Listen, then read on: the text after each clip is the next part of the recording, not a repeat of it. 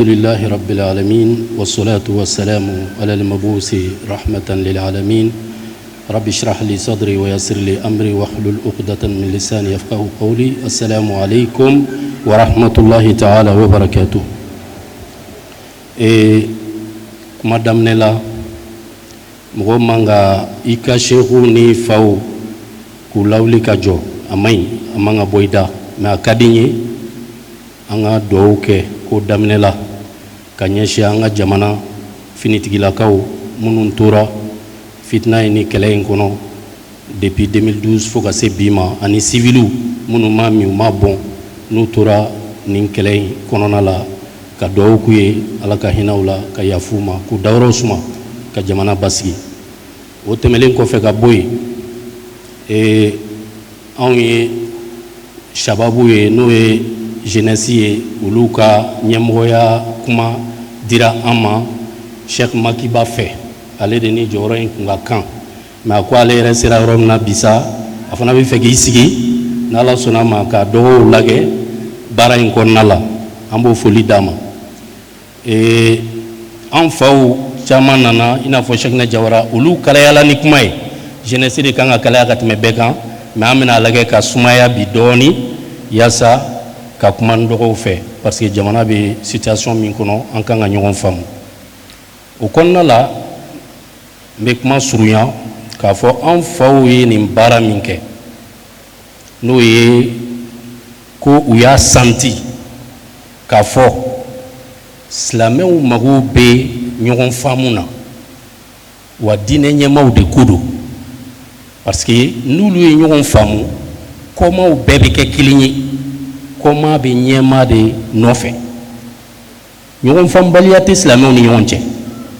mais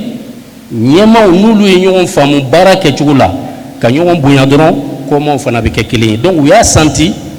k'olu yɛrɛ mago bɛ fɛn na bi min ye ɲɔgɔn faamu ye dans la diversité hali ni y'a sɔrɔ u ka hakililaw tɛ kelen ye fɛn dɔw kɔnɔ o ye tabiya de ye ala de y'o kɛ diinɛ tala ye o ye adamadenya tala ye o ye mais a kana kɛ kɛlɛ ye a kana kɛ ka ɲugu ɲɔgɔn na a kana kɛ ɲɔgɔn buruja ye u ka se ka ɲɔgɔn faamu ka tɛgɛ di ɲɔgɔn ma yaasa ka diinɛ kɔrɔtan ka jamana dɛmɛ cohésion sociale n'o ye fɛn ye fɛn min bi jamana mago b'a la ka tɛmɛ fɛn bɛɛ kan wa pour que o ka sɔrɔ ka kun ɲɔgɔn fɛ sigi la ayiwa fo diinɛ ɲɛmɔgɔw de ka bɛn fɔlɔ parce que olu de normalement olu de kan k'o mission in accompli ka tɛmɛ bɛɛ kan ala y'o mission in di olu de ma parce que u ko al ulama warasatul anbiya ko dɔɔninkɛlaw diinɛ dɔɔninkɛlaw k'olu de ye kiraw tiɲɛ tabaga ye kiraw dun ka tiɲɛw la belebele dɔ ye jumɛn ye u ka ayiwa ala dɔn ni tawhidu ni batow kɔfɛ o de ye tawhidu sufun fil ibad ala ka jɔnw k'olu fana ka aran kɛ kelen ye u k'u tɛgɛ di ɲɔgɔn ma ka bɛn kira y'o de kɛ salasalama a nalen madina a taara yɔrɔ o yɔrɔ a y'o de kɛ o de y'a to mɔgɔw kunna sigi kɔnɔ k'a sɔrɔ u ka diinɛw tɛ kelen ye k'a sɔrɔ u siyaw tɛ kelen ye k'a sɔrɔ u kulɛriw tɛ kelen ye u ka hakililaw tɛ kelen ye kira de y'a kɛ sallallahu alaihi wa sallam ka tila ka sigi fana k'a yiru la aw kunna sigi kɔnɔ cogo min aw bɛ sigi yɔrɔ min na a y'a yɔrɔ kanu c'est ça la citoyenneté ka tila k'a yiru la k'a fɔ a ye yɔrɔ in kanu aw ka kun yahudiyaw tun bɛ yen silamɛw bɛ yen taabolo wɛrɛw bɛ yen donc an faw y'o min santi k'a fɔ a baaraw kɛla ka tɛmɛ mais f'u ka bolofa kɛ bita la u yɛrɛ ni ɲɔgɔn cɛ yaasa mission ka se ka accompli ninnu fɛn fɛn filɛ nin ye u tɛ k'a k'u yɛrɛ ye n'i y'u sisan lajɛ ala ye bonya min d'u ma ala ye karama min d'u ma mali kɔnɔ ninnu bɛ wulikajɔ kɛ cogo di tugun ko nafa wɛrɛ bɛ k'olu kan ko an ka bɛn non u bɛ k'a kɛ génération future de la génération montante aljilul jadid aljilul qadim minnu bɛ sira la ka na olu tɛ anw de ko don u bɛ k'a dilan u denw de ye u bɛ k'a dilan u nɔrɔbilaw de ye n'o tɛ olu yɛrɛ tɛ donc n'u bɛ k'a kɛ anw de ye anw ka mission kan ka kɛ jumɛn ye ça c'est la consolidation des acquis des leaders religieux olu bɛ baara min na anw fana ka se k'an jɔ k'o baara in sinsin u bolo fɛn fɛn bɛ se k'a to a bɛ tiɲɛ an k'an jija an ka don ayiwa o ni tiɲɛni cɛ o bɛ kɛ cogo di k'a sɔrɔ anw yɛrɛ anw ma prêt ka tugu mɔgɔkɔrɔbaw ka kunlemafan kɔ k'a sɔrɔ anw yɛrɛ bɛ agenda wɛrɛw kɔnɔ an tɛ agenda min dɔn k'a sɔrɔ anw bɛ combat kɔnɔ an tɛ combat min dɔn faut pas se tromper de son combat jeunesse man ka fili a ka combat ma bi an kan k'an jija an kana sɔn an ka instrumentaliser mɔgɔ dɔ ka agenda kɔnɔ mi ita don dina ka nafa bala wa jamana ka nafa bala wa abi keleya sabati wa e ko nimbo tigi ko ga janda ko ita do a finalité mi i kana so ka ke dina mo ka sira kan kana so ka ke politique mo ka sira kan kana so ka ke hali jamana wore ka sira kan i ka jamana ka intérêt supérieur i bo de préserver parce que et sili jeunesse de bina o tono dun ulute donc au kofé n'a eu le cas acquis consolidé à ma recroché en un temps et restaurant bi parce que jeunesse de fangai jeunesse misala bi ba fo clé boati avec chuko de bise nya wala clé bi wati anya blene no kuma do ba fo ko ay wakita la taw ibise nya wala mais ka clé to chamanche la jon mise nya wala jeunesse misala odi ni clé be chamanche la a chaleur kabu a énergie kabu fanga bala absika ko bawglan abe panneau chargé panneau fana be lumière di jeunesse misala odi o wati e kangi jija o énergie ni o chaleur ni o fanga ni ko keki ka dine deme ko keki ka jamana deme ko keka sini avenir ikana so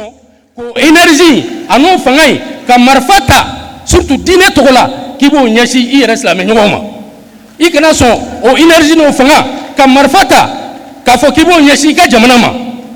ikangi jija ka donga fo o jamana avenir be de bulo o énergie no fanga ibo labara ki ka dine deme ka labara ki ka jamana deme ka labara ki ka sigida glanaye ki ka du glanaye ka jama ka keleya ko sabati ni ayi me kuma surunya akana fo ko aywa wati sera amaba sera de me kuma surunya rojume o de anga donc fo nous sommes dans une période exceptionnelle me kuma surunya rod la ambe ku don ka fo ambe wati min kono ani wati to tikli wati normalité ina fo mangante fo ite kelete guerre mali be guerre kono 100 ans aniko jamana flatambulo jamana kileni bambulo itara kene ma chugo ka milliard soro wallahi ni mi senchu mali kono malien ite lafia yandi antai wa bara imbika ke jeune de anga bo programme woro kono ani projet woro kono anga nan tege di nyogoma ka dine korota ka jamana deme ka jamana basigi an yɛrɛ ka keleya an k'o sabati an bɛ waati min kɔnɔ an k'a dɔn k'a fɔ kunu kuma dɔw kun bɛnnen bɛ anw na a tɛ bɛn an na bi an kan k'an yɛrɛ minɛ parce que an tɛ temps normal kɔnɔ an bɛ guerre de kɔnɔ comportement dɔw kun bɛnnen don an na a tɛ bɛn an na bi an kan k'an yɛrɛ minɛ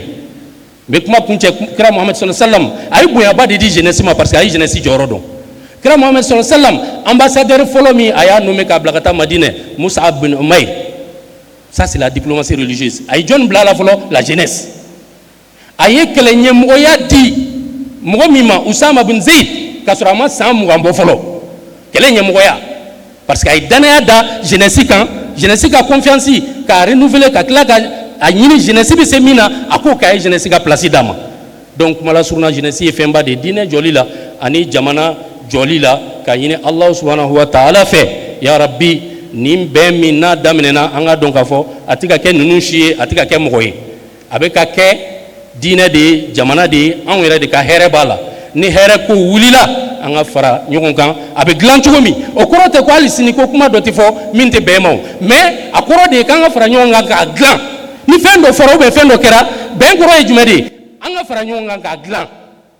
parce que moi aussi dafalente la complémentarité à la drone dafaleno wa akhiru dawana alhamdulillahi rabbil alamin anga foli be bay ananga au conseil islamique nyamaba Cherif Ousmane Madan Haidara ay laydu minta kaya dafa ay laydu minta aya dafa mba ina la fe ala ka sabati ka sinzi ani qiyadatu diniya fait bien dina nyamko to fait bien Cheikh Yacoub Dougra fana ay laydu minta Cherif Ousmane Madan Haidara laydu ya fana ya dafa la ku demawla ka to be faraw ka anga siga laydu kan dafa ka islamu ka kliya sabati assalamu alaikum wa rahmatullahi ta'ala wa barakatuh.